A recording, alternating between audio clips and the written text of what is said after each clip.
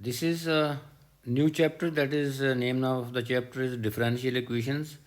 इस चैप्टर में इस चैप्टर में आपने डिफरेंशियल इक्वेशंस दी होंगी तो उसको आपने सॉल्व करना है. तो first of all I will define what is differential equation.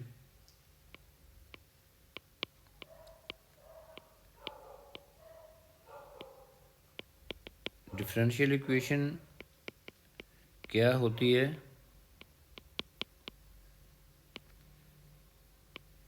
तो इसको मैं डिफाइन करता हूँ.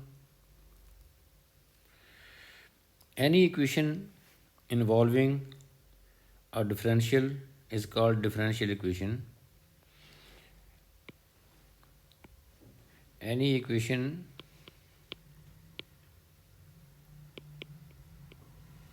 involving a differential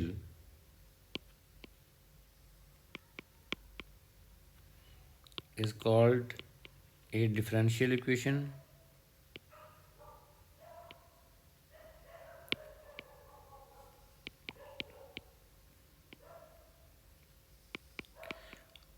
अब ये कि डिफरेंशियल्स क्या होते हैं, ये देखें. किसी भी इक्वेशन में जिसमें कोई डिफरेंशियल आ जाए उसको डिफरेंशियल इक्वेशन कहते हैं. अब डिफरेंशियल क्या होते हैं?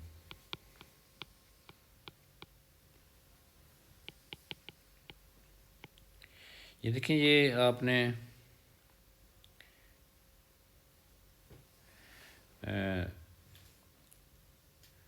डेरिवेटिव वाले चैप्टर में, डिफरेंशिएशन वाले चैप्टर में इस तरह का पढ़ा हुआ है कि d Y over D x over d t, d Y over d t, d u over D x, D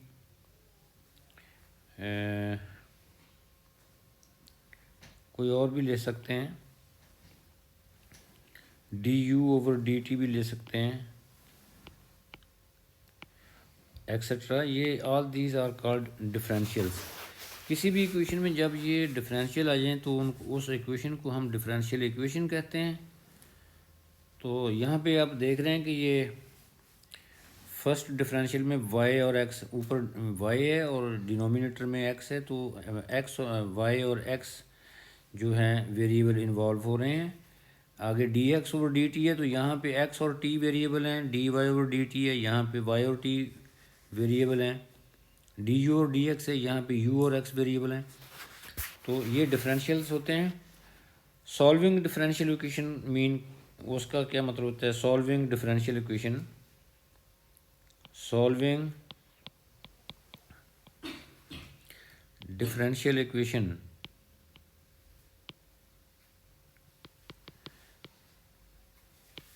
इसका क्या मतलब होता है? ये होता है आपने उस डिफरेंशियल को रिमूव करना होता है. To remove the differential from the equation, उसको बोलेंगे solving the differential equation means to remove the differential from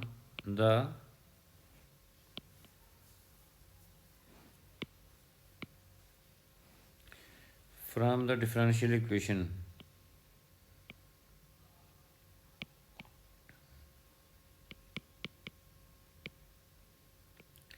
तो उसको रिमूव करने के लिए कुछ स्टेप हैं. ये मैं आपको बता दूं कि आपके सिलेबस में जो differential equation of first order है, आपने फर्स्ट ऑर्डर डिफरेंशियल इक्वेशन को सॉल्व करना है आपने.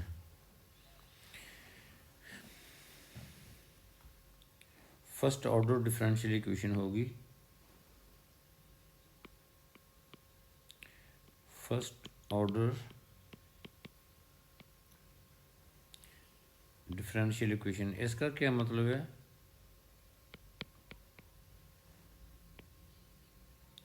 इसका मतलब ये है कि आपके डिफरेंशियल के ऊपर वो पावर नहीं है, डबल डेरिवेटिव नहीं होगा, तो फर्स्ट ऑर्डर डिफरेंशियल इक्वेशन उसको कहते हैं। तो हम सॉल्व कैसे करेंगे? To remove the differential from the differential equation, इसको कहते हैं सॉल्विंग। तो उसके लिए सॉल्व करने के लिए स्टेप्स हैं। ये देखें, इस चैप्टर में डिफरेंशियल इक्वेशन वाले चैप्टर में आपकी इंटीग्रेशन के कॉन्सेप्ट्स क्लियर होने चाहिए। All the techniques of integration should be clear. तो उसके लिए स्टेप्स हैं डिफरेंट, वो मैं आपको यहाँ पे लिखता हूँ। नंबर 1, स्टेप 1 है separating the variables. Step 1 differential equation के क्वेश्चन को सॉल्व करने के लिए स्टेप्स हैं। Number 1,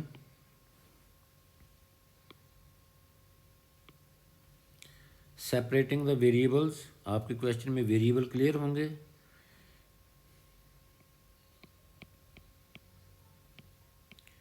separating the variables, this means suppose we have a differential। हमारी सपोज करें कि हमारी इक्वेशन में डिफरेंशियल जो है वो d Y over D x involve हो गया है। तो अब आपने क्या करना है, सेपरेट कैसे करना है? एक्स टर्म्स के साथ, एक्स वाली टर्म्स के साथ आपने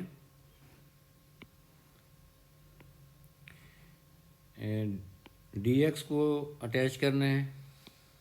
एक्स टर्म्स जो होंगी उनके साथ आपने डी एक्स को अटैच करना है, और वाई टर्म्स जो हैं उनके साथ आपने डी वाई को अटैच करना है। ये फर्स्ट स्टेप है इसका। तो सेकंड स्टेप इसका ये है, integrating each side with respect to the corresponding variable. Integrating each side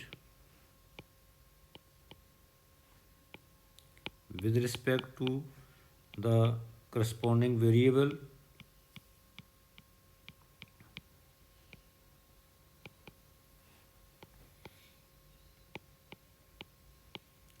This means that dx mean with respect to x, dy mean with respect to dx mean with respect to x, dy mean with respect to y। Integrate करना है। तो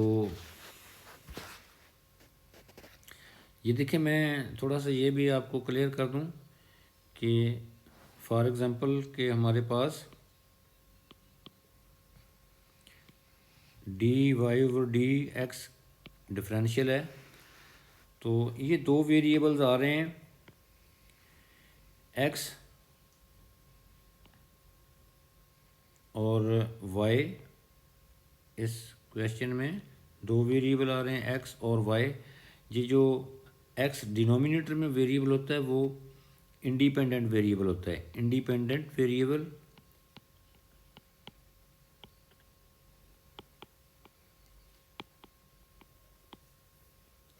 और ये इसको ऐसे लिखते हैं,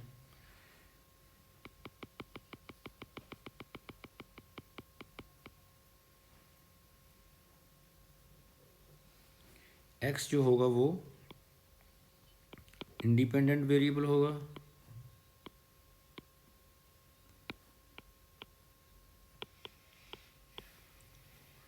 और वाई जो होगा वो डिपेंडेंट वेरिएबल होगा।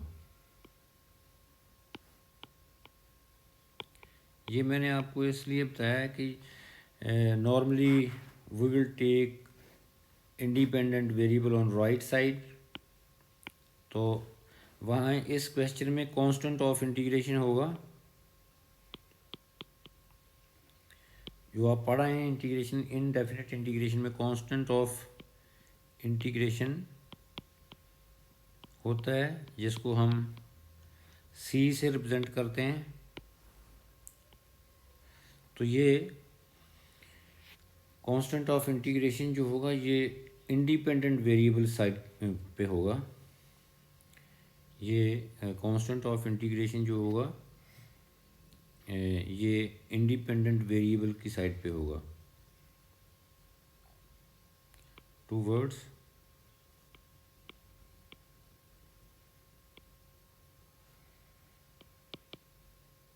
Independent variable side.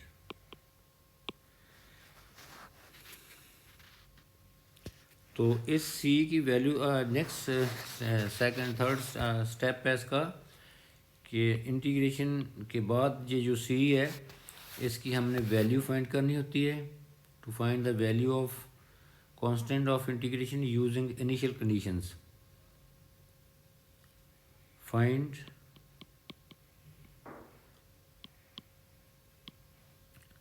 The value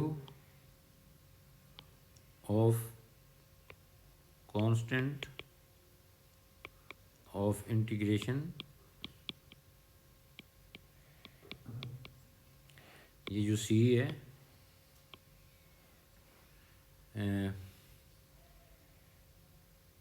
using initial conditions.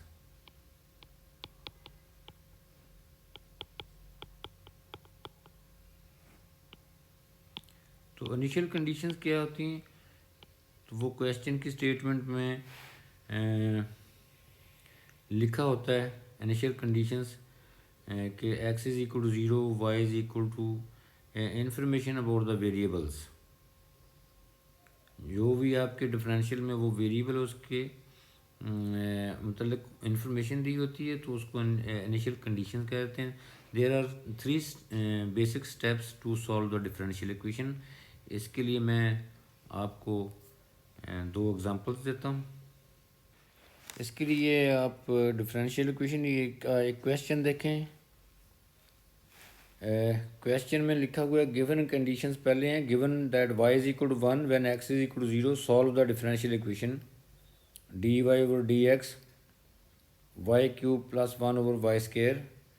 इस क्वेश्चन में वेरिएबल x और y हैं। x इंडिपेंडेंट है और y जो है डिपेंडेंट है। तो सबसे पहला स्टेप्स मैंने आपको बता दिए हैं। तो सबसे पहले हम सेपरेट करते हैं वेरिएबल्स को। आपकी डिफरेंशियल इक्वेशन है dy over dx is equal to y cube plus 1 over y square. तो सेपरेट करते हैं वेरिएबल्स को। Separating the variables.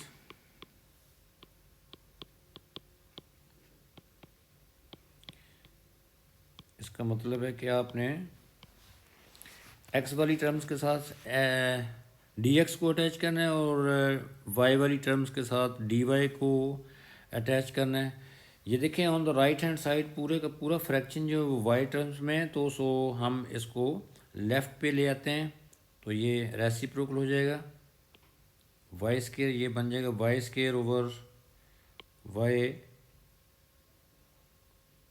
Cube plus 1। इसके साथ ये देखें डी वाई है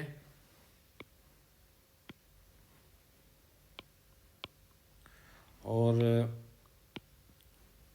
राइट पे 1 है तो उसके साथ डी एक्स आ जाएगा।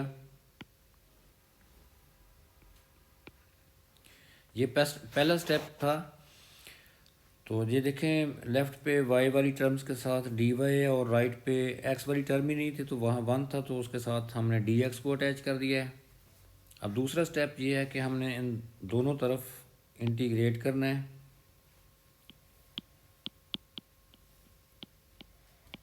इंटीग्रेटिंग तो यहाँ पे y cube over y 3 plus 1 इसको इंटीग्रेट करना है। राइट पे हमारे पास 1 है उसको विद रिस्पेक्ट टू एक्स हमने इंटीग्रेट करना है।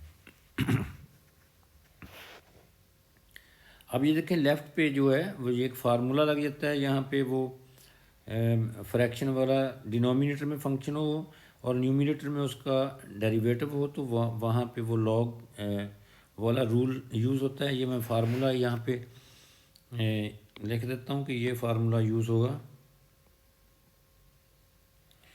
Integration of this fraction, denominator में फंक्शन है, इसी फंक्शन का न्यूमिनेटर में डेरिवेटिव है, तो उसकी इंटीग्रेशन होती है लॉग ऑफ द फंक्शन। तो ये हमने रूल यूज़ करने हैं। बट यहाँ पे हमारे पास लेफ़्ट साइड पे जो फ्रैक्शन है, यहाँ पे ये फॉर्मेट बनाने के लिए हमें देखें y3+1 का जो डेरिवेटिव होता है वो 3y² होता है, तो 3 हमें y² के साथ लगाना है, तो 3 डिवाइडिंग एंड मल्टीप्लाइंग बाय 3, तो ये बन जाएगा हमारे पास 1/3 से डिवाइड करते हैं, तो 3 यहाँ पे लिखते हैं y² के साथ, तो y³ + 1 ये फॉर्मेट बन गया इंटीग्रेट के लिए। तो राइट की 1 की तो इजी है, वो x होती है डिफ्रेंशिएशन। तो अब देखें 1/3 integration of 3y² + 1 using that formula, that will become log y³ + 1। Right पे जो फार्मूला है वो यूज़ हो जाएगा। 1 की इंटीग्रेशन x होती है विद रिस्पेक्ट टू x, और प्लस c, ये देखें प्लस c जो है हमने इंडिपेंडेंट वेरिएबल के साथ लिया है। तो this is the general solution of this differential equation. ये देखें अब हमारे पास dy/dx हमारे क्वेश्चन में डिफरेंशियल था, वो रिमूव हो गया है यहाँ पे। This is the general solution of the differential equation, but now we have to find the value of c. To find this value of c we will use the initial conditions। आपके question में initial conditions देख रहे हैं, x is equal to 0, y is equal to 1 when x is equal to 0, ये initial conditions हैं। initial conditions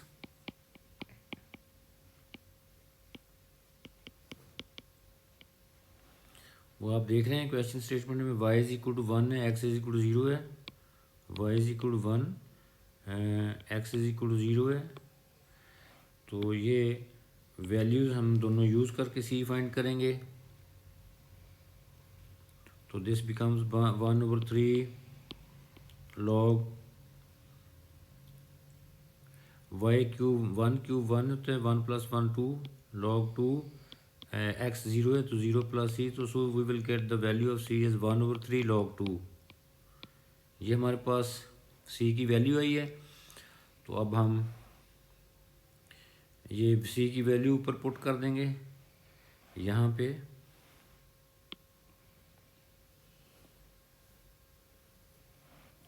ये c की value put करेंगे तो this become 1/3 log y³ + 1 is equal to x + 1/3 log 2। तो अब हमने ये देखें आंसर रिक्वायर्ड है, obtain an expression for y in terms of x, we have to make the y subject। ये देखें लेफ़्ट साइड पे और एक टर्म राइट साइड पे, दोनों में log इन्वॉल्व हो गया, तो हम इनको कलेक्ट कर लेंगे ताकि log प्रॉपर्टी यूज़ कर सकें। इसको हम यूँ लिखेंगे 1/3 log y³ + 1 - 1/3 log 2 is equal to x। तो 1/3 इज़ कॉमन, तो ब्रैकेट में रहेगा log y³ + 1 - log 2 is equal to x, cross multiply हो जाएगा। ये हमारे पास log y³ + 1 - log 2 is equal to 3x आ जाएगा। अब हम लॉग प्रॉपर्टीज़ यूज़ करते हैं, लेफ़्ट साइड पे दो लॉग सब्ट्रैक्ट हो रहे हैं तो डिवाइड कर देते हैं। This is the property of logarithm.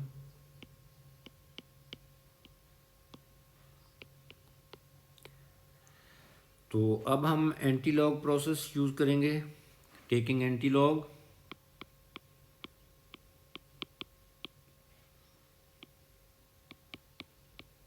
ये भी आपने पढ़ा हुआ है। तो ये देखें यहाँ पे बेस ई होती है, बट ये लिखी नहीं होगी, हिडन होती है। तो मैं आपको समझाने के लिए यहाँ पे लिख देता हूँ।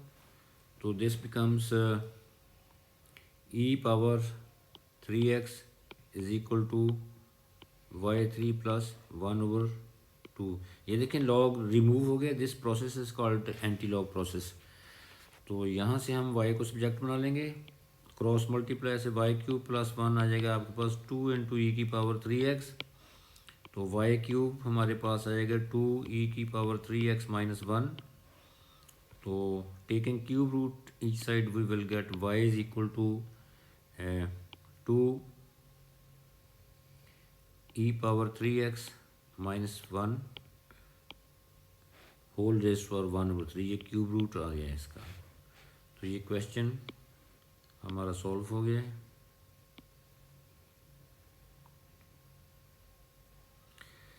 एक और मैं आपको क्वेश्चन दिखाता हूँ करके। वो उस क्वेश्चन में आपने देखिए, इस क्वेश्चन में डिफरेंशियल इक्वेशन आपको बनी हुई मिली है, उसको सॉल्व करना था। लेकिन अगले क्वेश्चन में आप देख रहे हैं कि ये डिफरेंशियल इक्वेशन में बनानी है आपने, क्वेश्चन की स्टेटमेंट गिवन है। देखिए ये क्वेश्चन नंबर 6 डिफरेंशियल इक्वेशन का है। इसमें इस क्वेश्चन की स्टेटमेंट दी हुई है। स्टेटमेंट को अच्छी तरह पढ़ के आपने पहले डिफरेंशियल इक्वेशन शो करनी है। यहाँ लिखा हुआ है, in a certain industrial process substance is being produced in a container, the mass of the substance in the container t minutes after the start of the process is x ग्राम। ये देखिए t minute है, ये भी हमारा variable है, और x ग्राम ये mess है उस सब्सटेंस का। तो ये हमारे पास मैस और टाइम वेरिएबल्स हैं। At any time the rate of formation of substance is proportional. यहाँ प्रोपोर्शनैलिटी है, proportional to its mass. Proportionality का कॉन्सेप्ट आपने अर्लियर क्लासेस में सीखा हुआ है। यहाँ के लगता है proportionality constant. Also throughout the process substance is removed from the container. ये देखिए एक सब्सटेंस बन भी रही है और रिमूव भी हो रही है, तो उसका नेट फॉर्मेशन जो है वो हम सब्ट्रैक्ट करके फाइंड करेंगे। तो उसके लिए ये रेट ऑफ फॉर्मेशन जो है वो मैं आपको यहाँ से क्वेश्चन स्टार्ट कर रहा हूँ। आपने डिफरेंशियल इक्वेशन जो है वो शो करनी है। इसका पार्ट फर्स्ट जो है वो देखें। Part first of this question differential equation, ये देखें उसने रेट ऑफ गिवन है, rate of formation of substance is proportional to its mass. तो we will write dx over dt is proportional to x mass है। तो proportionality sign remove करने के लिए हम के लगाते हैं प्रोपोर्शनलिटी कांस्टेंट। तो this becomes dx over dt is equal to kx। तो this is rate of formation. ये जो है रेट ऑफ फॉर्मेशन है।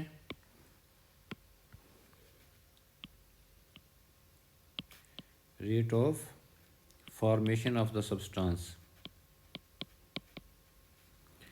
तो इसके बाद उसने rate of remove of substance भी दिया हुआ है, वो है दैट इज़ कांस्टेंट वैल्यू, वो प्रोपोर्शनलिटी में नहीं है। That is dx over dt constantly remove, वो सब्सटेंस कॉन्स्टेंटली रिमूव हो रहा है बाय कांस्टेंट वैल्यू 25। तो ये है आपके पास rate of remove. Rate of remove तो हमारे पास जो नेट फॉर्मेशन है वो ये हो जाएगी, नेट फॉर्मेशन ऑफ सब्सटेंस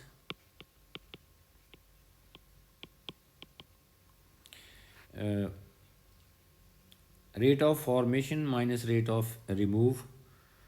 तो वो बन जाएगी dx over dt formation minus remove. तो ये Now we will find the value of k first. ये k is proportionality constant, इसकी फर्स्ट ऑफ ऑल हम वैल्यू फाइंड करेंगे. इनिशियल कंडीशंस गिवन है, ऊपर देखें आप क्वेश्चन स्टेटमेंट में t0 x 1000, ये इनिशियल कंडीशंस हैं क्वेश्चन की.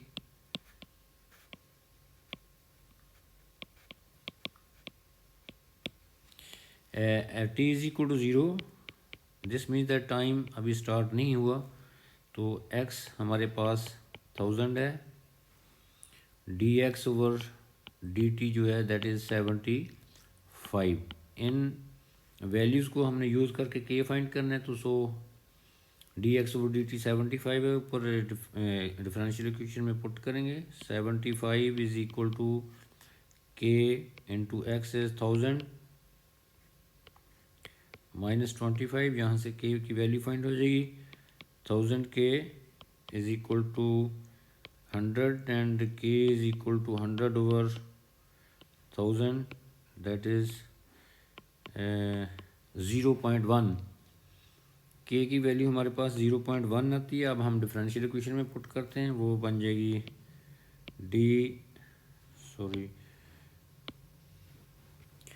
dx over dt is equal to 0.1x minus 25. k की वैल्यू पुट की है, तो अब उसने रिलेशन जिस फॉर्म में दिया हुआ है वो 0.1 कॉमन है, तो वी कैन टेक कॉमन, यहाँ से 0.1 कॉमन ले लेते हैं, तो यहाँ x रह जाएगा, यहाँ रह जाएगा 25 ओवर 0.1. तो इसको सिंप्लीफाई करेंगे तो we will get the required differential equation. ये देखें x 25 ओवर 0.1 दैट इज़ 250. ये हमारा जो शो करना था वो देखें डिफरेंशियल इक्वेशन जो है satisfy this differential x and t satisfy this differential equation. तो डिफरेंशियल इक्वेशन शो हो गई है.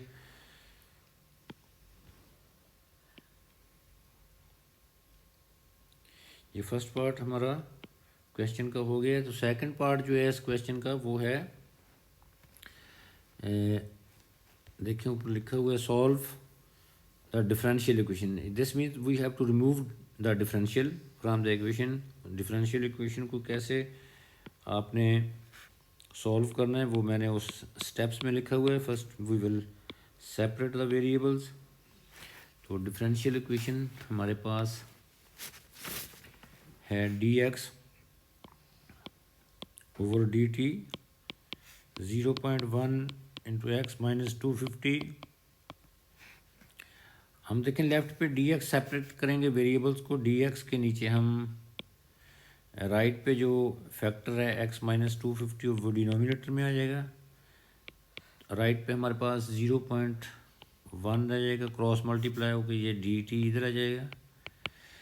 अब हम ये वेरिएबल सेपरेट कर दिए हैं. देखें t वाली टर्म नहीं थी तो 0.1 ही रह गया था, x वाली टर्म लेफ्ट पे आ गई हैं. Now second step we have to integrate each side. दोनों तरफ हम इंटीग्रेट करेंगे with respect to the corresponding variable. ये देखें 1 ओवर x माइनस 250 है, इसको आप विद रिस्पेक्ट टू x करोगे इंटीग्रेट, तो यहाँ पे 0.1 को विद रिस्पेक्ट टू t करेंगे.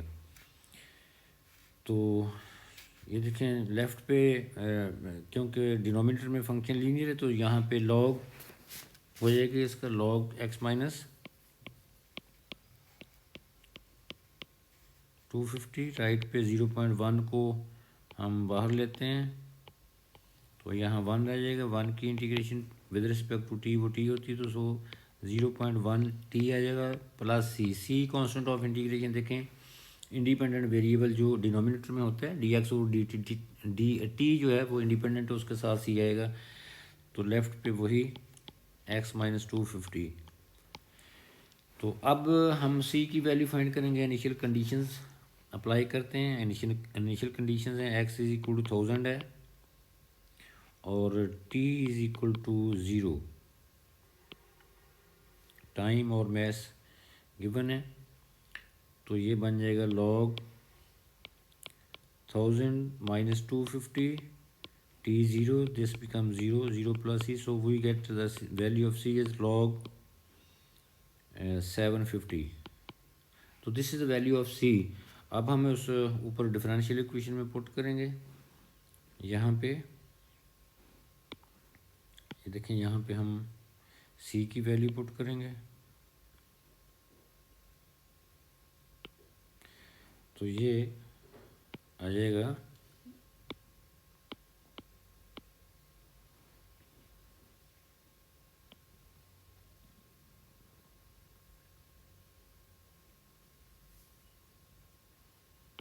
हमारे पास log है x minus 250 is equal to 0.1 t plus c is log 750।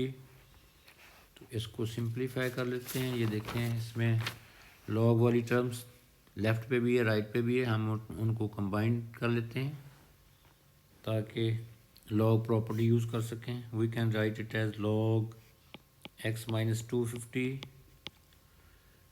Minus log 750 is equal to 0.1 t। दो log सब्ट्रैक्ट हो रहे हैं तो वो डिवाइड हो जाएंगे। x minus 250 over 750 is equal to 0.1 t। तो अब यहाँ फिर हम यहाँ देखें, log की बेस ही होती है, तो we will use anti-log process। तो this becomes x minus e raised to power 0.1